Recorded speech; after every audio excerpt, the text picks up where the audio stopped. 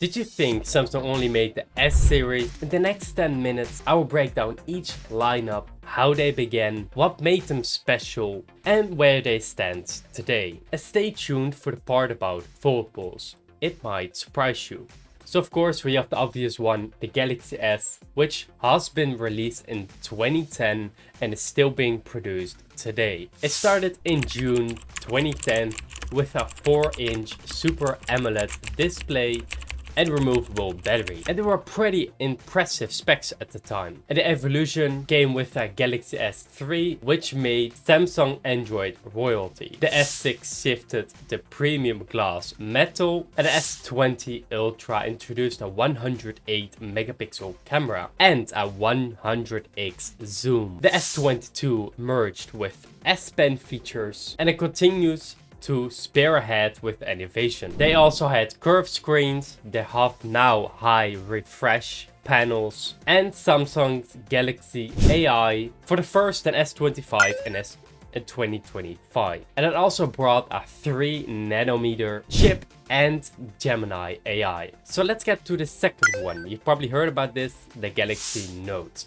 Well, the Galaxy Note was actually pretty much a productivity powerhouse. In October 2011, they had a 5.3-inch screen, a S Pen stylus, and it was the first tablet. But highlights of the Note 4 brought a removable battery, the Note 9 added Bluetooth to the stylus pen itself. The S7 tragically was recalled due to battery fires, and the lineup ended as Ultra absorbed its features, so the S series took that over. And therefore, sadly, in 2021, the Note series died. So the S21 and S22 Ultra took in the S Pen, keeping the Note DNA alive without the name. The third one is actually Galaxy A. It is a mid-range on a very sweet spot. It began in 2016 and it's still being produced today. The purpose was to offer a premium design and key features like an AMOLED display, solid cameras, a long battery life, at mid-tier prices. The evolution ranged from a simple A10 to flagship lights like A52 and A57. It became Samsung's bestseller outside the flagship market. Well, did you actually know that most Samsung users started with the A phone and not an S series? Well, here we have another budget, and that's the fourth one, Galaxy M. It is pretty much the battery workhorse, but then on a budget level. It started in 2019 and it's still being produced today. It's trying to compete with Xiaomi's and Realme's in India and South Asia with very huge batteries, like 6,000 to 7,000 mAh and a very light UI. The positioning is budget, reliable phones, no frills, no flashy designs, just a long battery with bare essentials. It is simple but effective enough that Samsung's market shares depend on it. Here we have the fifth one, and that is the Galaxy F series. It began in 2020 and is still being produced today. Those are the regional variants of the A and M series with exclusive deals, colors, slight tweaks, and sold in India via Flipkart. This makes those phones also available for them. So it's supposed to deal with price gapping and that they can get it in that country without reinventing any hardware. Here we have the sixth one, which is my favorite, the Foldable Z series. It actually started in 2019 and it's still being produced today. In 2019, when the first Galaxy Fold came out, it had 1 million units sold, but it played with durability issues.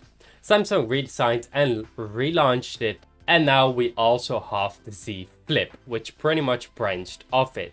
So we have the book style tablet and the Z Flip itself, the clamshell. The latest is, the Z Fold 7, and it was released in the 25th of July. It has octagonal durability, a 8.9mm thin in width, and it is 500,000 times fold certified. It has a 200 megapixel camera, and now it also has Galaxy AI. So it's pretty much already competing with the Galaxy S series, but then you can fold your phone whatever you want. Here we have the 7th, which is pretty much abandoned experience.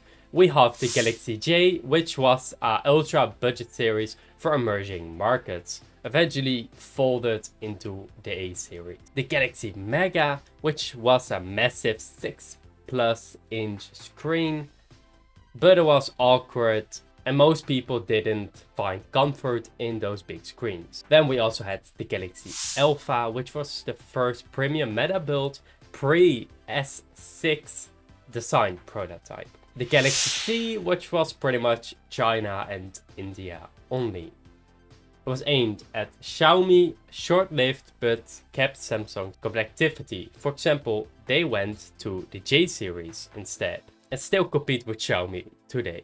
But they did have some influences on the other series, so it did give something positive. Well, we also had some other weird phones, which was the Galaxy XCover, Buddy, White, and Quantum. They were niche and rugged. The XCover series were pretty much for industrial and outdoor use, and the Buddy, White, and Quantum were career-specific lines in South Korea niche markets, so they were promoting more there. But that's pretty much the whole Samsung Galaxy ecosystem, from the Flagship S to the Power Note, and then some mid-range A's, battery champs, the M and F, cutting-edge Z foldables, and they all tried what sticks. For example, the Note series died, but now with the S series, the S Ultras, we have a very cool pen inside. So they're all pretty much merging together until you got the powerful almighty device. I hope you learned something new today, or realized that Samsung whole lineup is just completely crazy. But I do think that they're innovating a lot, especially with foldables, because right now the Z Flip 7 looks very amazing, and I'm going to watch tomorrow how they will find out. So on the 25th of July 2025, way before this video will be released, you probably experienced the 7th series of that. I hope you enjoyed this video. Make sure you subscribe, and I'll see you in the next one. Goodbye.